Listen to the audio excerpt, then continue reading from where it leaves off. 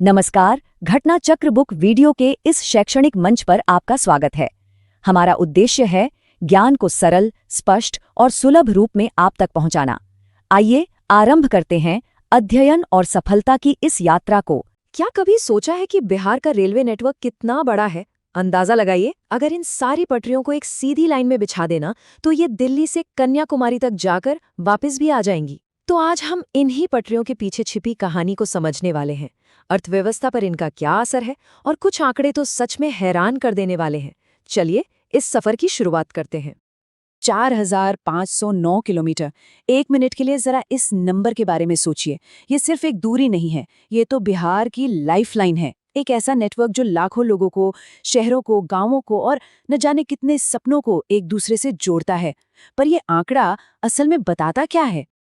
तो असली सवाल यही है कि बिहार के लिए इस बड़ी सी संख्या का मतलब क्या है। जाहिर है ये सिर्फ लोहे की पटरियां तो नहीं है ना? तो चलिए इसे जरा और करीब से देखते हैं और समझते हैं कि ये आंकड़ा बिहार की कहानी कैसे बताता है। असल में ये संख्या ये बिहार के पूरे रेलवे नेटवर्क की नींव है।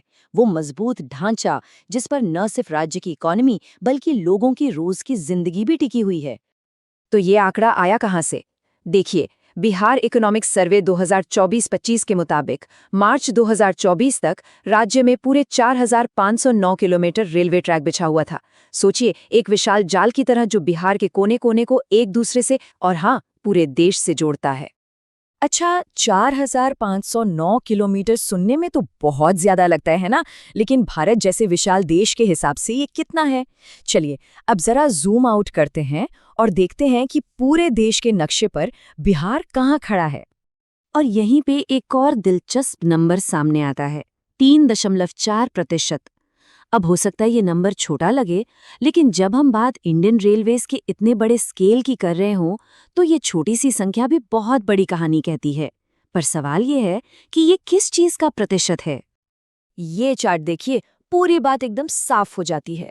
बिहार का ये जो 4509 किलोमीटर का नेटवर्क है ना, वो पूरे भारत के टोटल रेलवे ट्रैक का 3.4% है।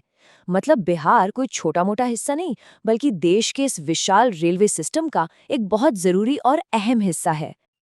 लेकिन देखिए, रेलवे सिर्फ पटरियों का जाल नहीं होता। ये तो किसी भी अर्थव्यवस्था की धमनियों की तरह है जिनमें तरक्की दौड़ती है। तो सवाल ये है कि इन पटरियों पर बिहार की आर्थिक कहानी कैसे दौड़ रही है। आइए देखते हैं।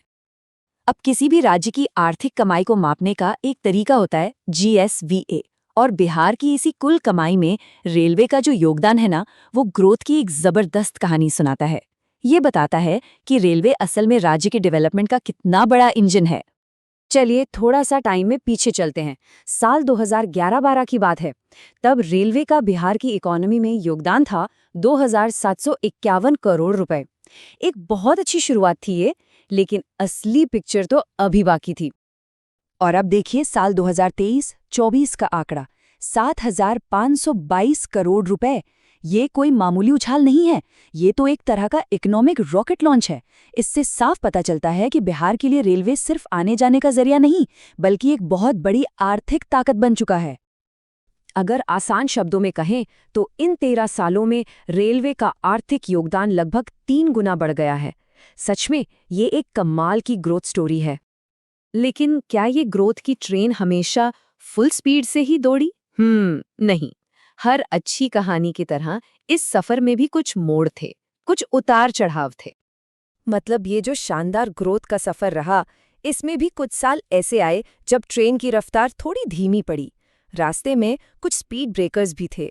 डेटा हमें बताता है कि 2 साल ऐसे थे जब ग्रोथ रेट में कमी आई। एक था 2016-17 और दूसरा 2020-21। ये एक जरूरी बात याद दिलाता है कि इकोनॉमिक ग्रोथ हमेशा एक सीधी ऊपर जाती हुई लाइन नहीं होती, इसमें कभी कभी झटके भी लगते हैं।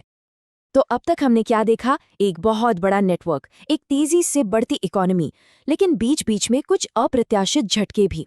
तो अब सवाल ये उठता है कि आगे का रास्ता कैसा होने वाला है? भविष्य क्या संकेत दे रहा है? तो चलिए पूरी कहानी को फटाफट समेट लेते हैं। एक विशाल 4509 किलोमीटर का नेटवर्क, पूरे भारत के नेटवर्क का 3.4% हिस्सा, 13 सालों में करीब करीब 3 गुना आर्थिक योगदान, और हाँ, एक ऐसा सफर जो हमेशा एक जैसा सीधा नहीं रहा।